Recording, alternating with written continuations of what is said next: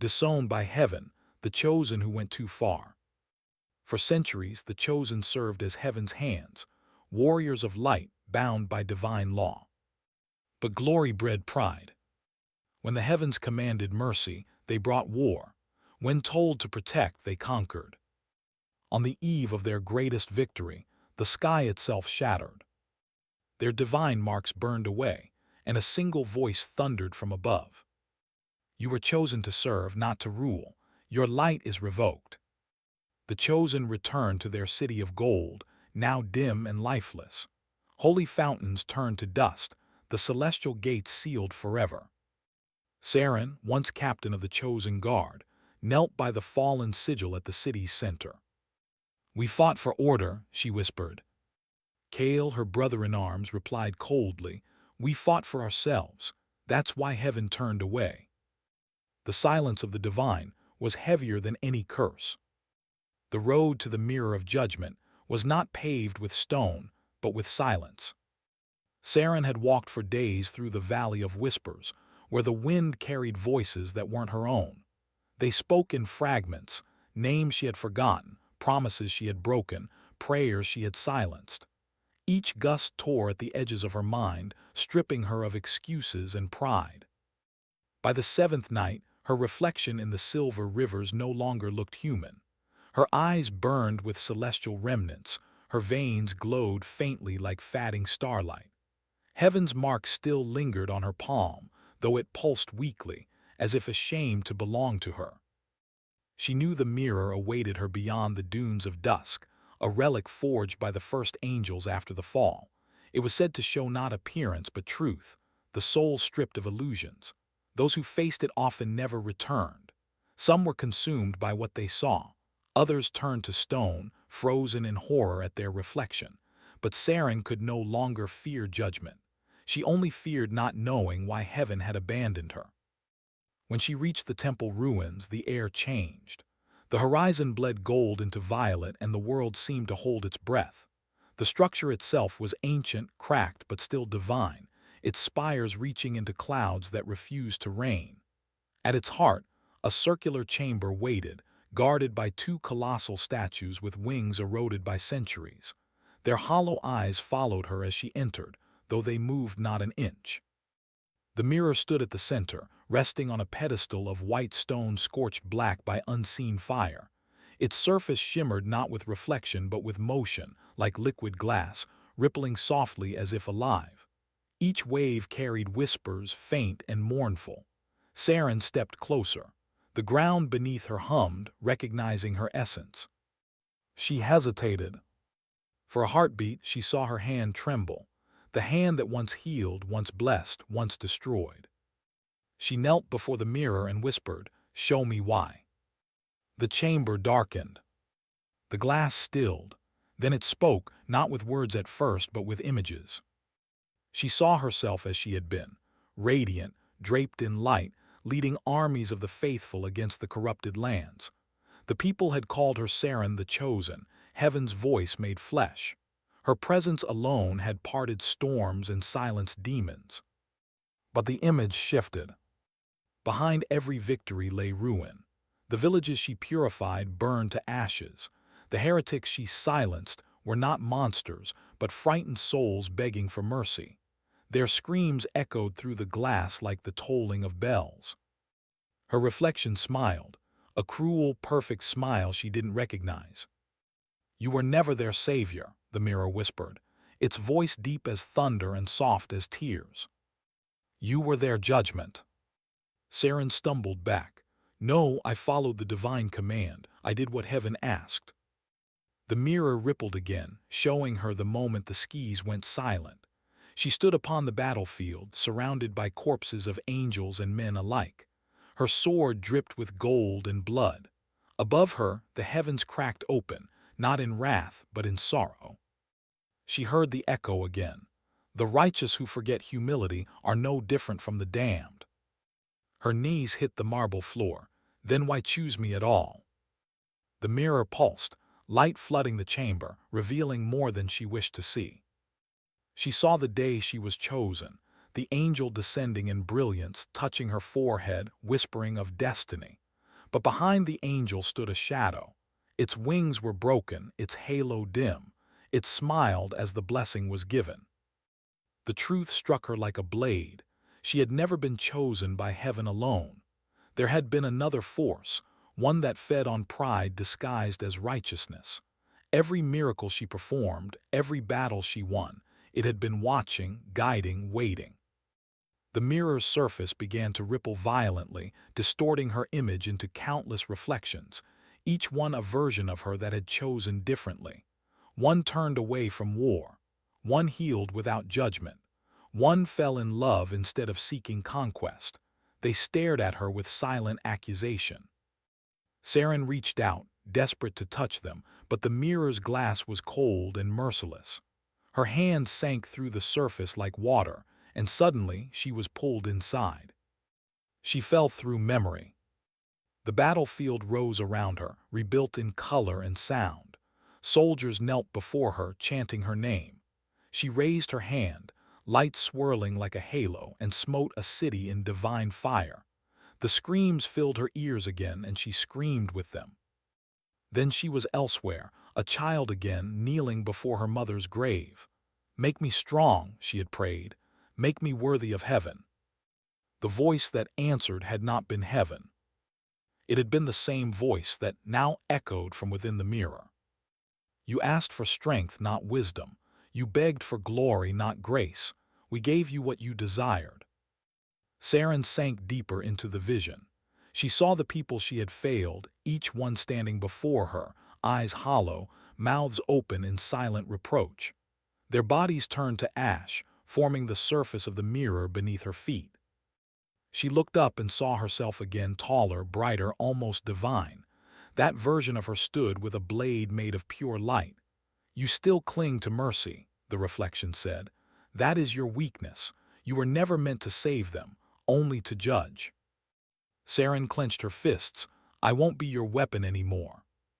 The reflection laughed, a sound like shattering glass. "Then you must destroy what you are." Light flared. The chamber returned. Saren stood before the mirror once more, panting, her eyes wet with tears. Her reflection had vanished. Only darkness stared back. She reached out and touched the glass. It was warm now, alive, breathing with her heartbeat. "Is there redemption for those who judge too harshly?" she whispered. For a moment, silence. Then the mirror's voice softened, ancient and sorrowful. "Redemption is not given. It is chosen, but only when the light within dares to see its own shadow." Saren bowed her head, the truth settling upon her like ash. The glow from her veins dimmed completely. The mark on her palm faded. Heaven had not withdrawn from her, it had stepped back, waiting for her to understand. And now, for the first time, she did. She rose slowly, her armor cracked, her spirit raw. The path ahead was no longer lit by divine light, but by the faint shimmer of her own will. Behind her, the mirror of judgment whispered a final time. "The fall of the chosen is not the end. It is the beginning of truth." Saren looked once more at her reflection, fragile, mortal, but finally real.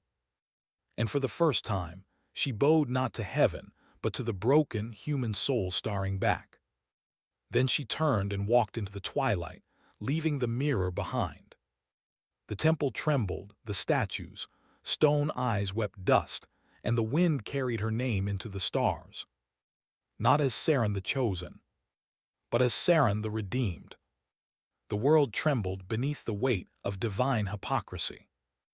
Once the chosen had been living pillars of light, angels among mortals, guardians of purity, arbiters of heaven's will. But as centuries passed, the light they wielded became a blade turned inward, cutting through innocence in the name of perfection. They rewrote heaven's laws to match their pride. They built sanctuaries not for worship, but for power. And they called their tyranny righteousness. Now that light had soured. From the ruins of their once holy cities rose the scent of ash and regret. Temples of gold cracked beneath black skies. Rivers once glowing with grace now flowed dark with blood and celestial tears. The faithful, those who once chanted the chosen's names, now spat them in curses, their prayers shifting from reverence to rebellion. The prophecy had come true. When the light forgets compassion, even the shadows will rise to reclaim balance.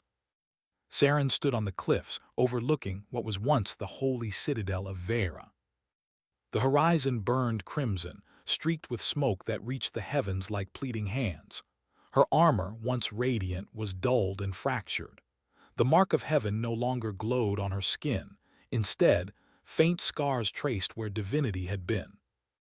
Below her, chaos reigned. Mortals fought against angels, demons tore through the skies, and spirits long forgotten walked the earth again. The war was not between good and evil anymore.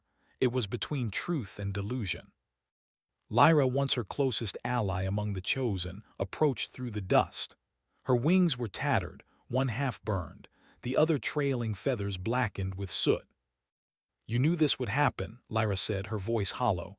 "You warned them." Saren didn't answer immediately. Her gaze was fixed on the battlefield where light and darkness merged in unholy harmony. "They wouldn't listen," she murmured. "To them, humility was heresy."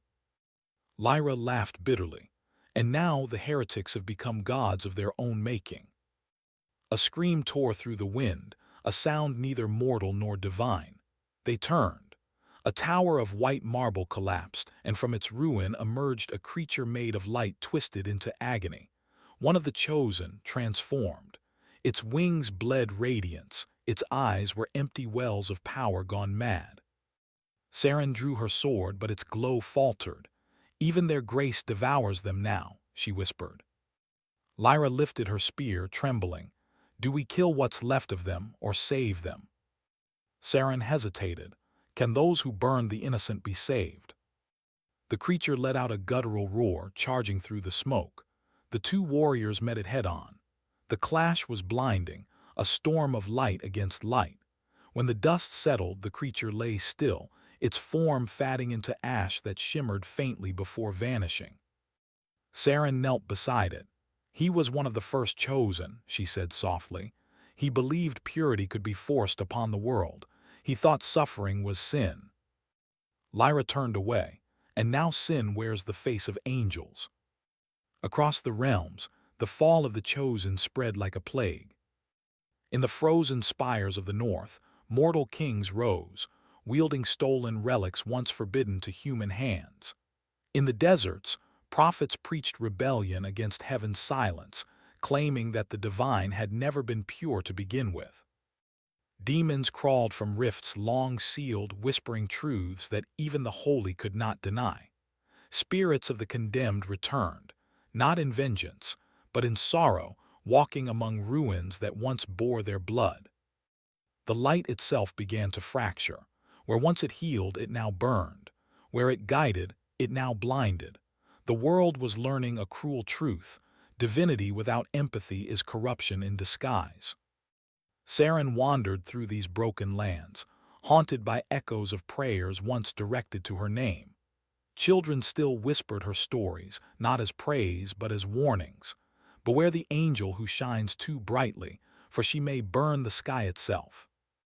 Everywhere she went, she saw the same message scrawled on walls, carved into stone, whispered by dying lips. The light lied. One night under a blood-red moon, Saren came upon the remains of a monastery she had once sanctified. The walls were scorched, the altar shattered. Among the ruins knelt a single figure, a mortal woman cloaked in black, her eyes glowing faintly with otherworldly energy. "You are Saren," the woman said without looking up. Saren stopped. "And who are you to know that name?" "I am one of the condemned," the woman replied. "One your kind judged long ago. You burned my village for harboring tainted souls." Saren's breath caught. "I remember." The woman lifted her gaze, and in her eyes danced the souls of those lost. "You said it was mercy," she whispered. "You said heaven demanded it. Tell me, did heaven demand my daughter's life too?" Saren fell silent. The weight of memory crushed her chest. The woman stood. "Your light built this world, and now your light will end it. She extended her hand, revealing a small orb, a spark of pure darkness pulsating with power. The shadows have chosen balance. They do not seek to destroy, only to restore what you took. Saren stared at the orb. And if I refuse? Then the world burns until nothing remains. Not light, not dark, not even heaven. The woman faded into mist, leaving Saren alone beneath the red moon. In the days that followed, the fires of rebellion spread. The remaining chosen turned against one another, each claiming their version of the divine truth. Some sought forgiveness, others domination. The skies became their battlefield. Thunder replaced hymns. Lyra fell in battle defending a village she once condemned. As she died in Saren's arms, she smiled faintly. "Perhaps this is what heaven wanted," she whispered, "to make us understand what we destroyed." Saren buried her beneath a dying tree and marked the grave with her broken sword. Then she looked to the heavens, silent, shattered, indifferent, and swore an oath. "If heaven will not bring balance, I will." The war entered its final age. Mortals, demons, angels, and spirits stood on the same blood-soaked ground, fighting not for righteousness but for survival. The seas boiled. The stars dimmed. The world itself seemed to sigh under the weight of betrayal. And from within the heart of the chaos, something stirred. A new light, colder, purer, untouched by either heaven or hell. Saren followed its call to the ruins of the first temple, the birthplace of the chosen. There, she found the remnants of their laws engraved into the floor. Purity is truth. Obedience is faith. Light is perfection. She took her blade and carved a single line beneath them. Light without love is the first sin. The words glowed briefly, then faded as the temple shook, dust falling like snow. From the shadows emerged figures, mortals, demons, and spirits together, united in defiance. They bowed before her, not in worship but in recognition.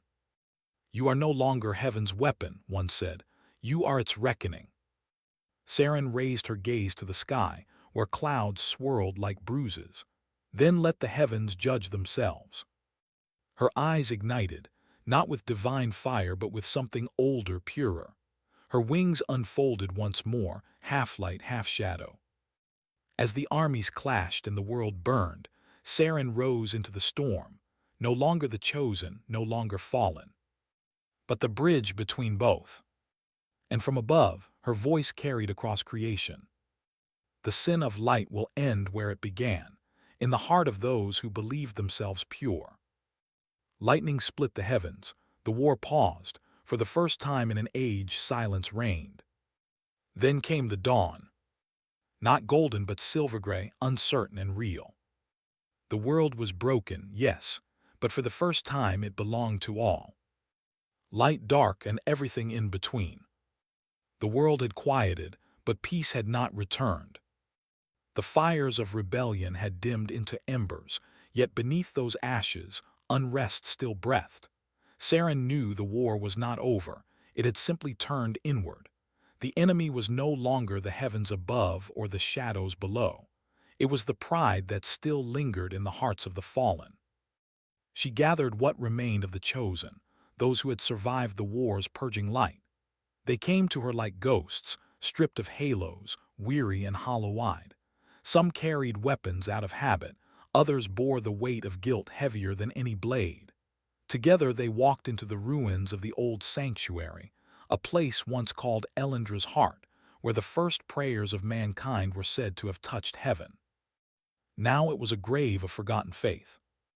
The marble floors were cracked, stained with the soot of centuries.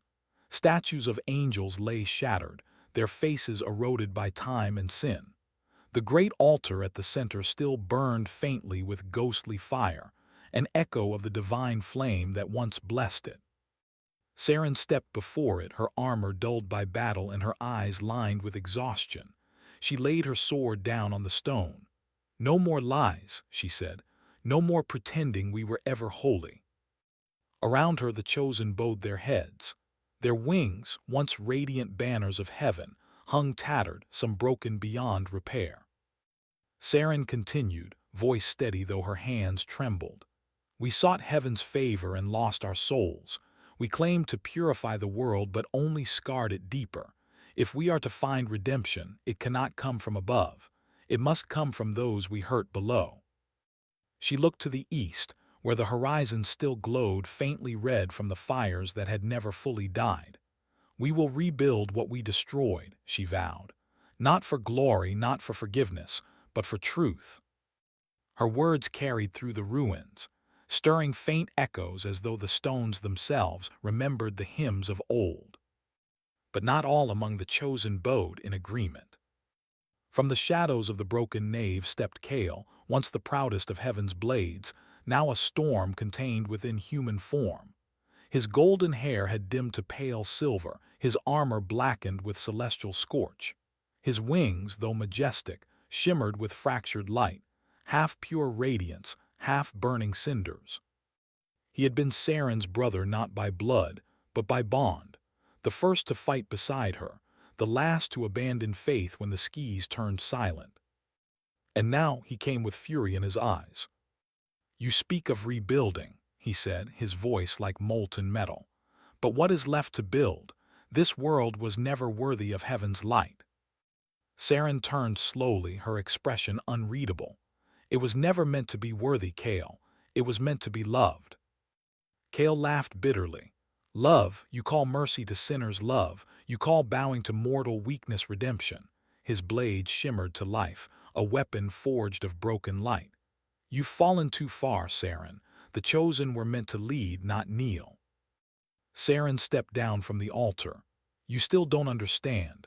The light was never ours to wield. It was a gift, not a crown." Kale's jaw tightened. "Then I will take back what heaven cast aside. I will restore the order that you betrayed." He raised his blade high, its glow flaring crimson-white. "I am the true light." The other chosen recoiled as the air thickened with divine power turned wrathful. The cracked floor pulsed with radiance, and shadows fled before Kale's fury. Saren sighed, a sound heavy with sorrow. "Then this is your choice." She lifted her sword from the altar, its once blinding edge now dulled but steady. "You are my brother, Kale. I won't fight you to destroy you, but I will stop you." The skis above the sanctuary ignited in crimson, clouds swirling like bleeding wounds. The air trembled with the sound of distant thunder, though no rain fell. And so, beneath that blood-red sky, the last two lights of heaven faced each other. The first strike shattered the silence. Kale moved like lightning, his blade leaving trails of molten gold through the air. Saren met each blow with precision, her movements slower but grounded, each parry echoing with the weight of restraint. Their clash shook the sanctuary walls. The old altar split in two, angelic statues crumbled to dust. Sparks of light and shadow danced through the ruin like falling stars. Kale's voice roared above the chaos. "You pity them. You pity those who spat on heaven's name, who tore down our temples and cursed our kind." Saren deflected his strike, her voice calm but pained. "They learned cruelty from us. We gave them reason to hate." "Blasphemy!" Kale lunged forward, his blade cutting through her shoulder armor. Light spilled from the wound like liquid fire. Saren stumbled but did not fall. "You think light makes you pure, but even light burns when it forgets mercy." Kale's eyes flared. "Mercy is weakness." He unleashed a surge of radiance that engulfed the sanctuary, pillars collapsing in a storm of brilliance. For a heartbeat, the world went white. Then silence. Though the fatting haze, Saren rose. Her wings spread wide, one pure white, the other black as obsidian. Her sword glowed faintly, not with heavenly flame but with mortal resolve. "You've become the very sin we swore to destroy," she said. Kale's expression twisted between rage and heartbreak. "No, sister, I have become what heaven should have been." Their swords met once more, and the sound echoed like thunder across the heavens that no longer watched. Outside, the skis bled. Lightning struck the mountains, rivers turned to steam, and mortals across the lands looked up in terror as two falling stars danced in war above the ruins of Elendra's heart. Each strike between them rippled across creation, old prayers unraveling, ancient seals breaking. The balance between light and shadow strained to its limit. Kale's blade flared brighter, feeding on fury. If I must burn this world to cleanse it, so be it. Saren's voice was quiet, trembling through the chaos. Then I will stand in the ashes to remind it what love once was. She gathered the last of her strength, channeling not heaven's light but her own, the fragile spark of remorse, compassion, and mortal will. It was imperfect, flickering, but true. When their swords met for the final time, the explosion tore through the sky like the birth of a new sun. When the light faded, the sanctuary was gone. Only a crater remained, ashes and silence stretching for miles. At its center lay Saren, her armor shattered, wings broken, body burned but breathing. Across from her, Kale knelt, his sword buried in the earth, his radiance extinguished. He looked up weakly, eyes flickering with fatting gold. You would destroy me for them. Saren crawled closer, tears streaking her ash-stained face. No, Kale, I fought to save what little of you was left. He tried to speak, but no words came. His blade dissolved into light, then into nothing. Maybe, he whispered finally, this world deserves a dawn without us. Then his eyes closed, and the last spark of the true light went out. Saren sat beside him for what felt like ages. Around her, the wind carried embers through the ruins like drifting souls. She looked to the heavens, still silent, still empty. For all our sins, she murmured, let this be our penance. The remaining chosen found her there at dawn, sitting in the crater with Kale's body in her arms. None dared to speak. When at last she rose, she looked to them with eyes that no longer glowed. We will not rebuild the old ways, she said. We will not call ourselves holy. We are not heaven's heirs. We are its lesson. And with that, she buried Kale beneath the altar stones of the fallen sanctuary. Upon his grave, she carved 3 words that would mark the end of an age. The light repented.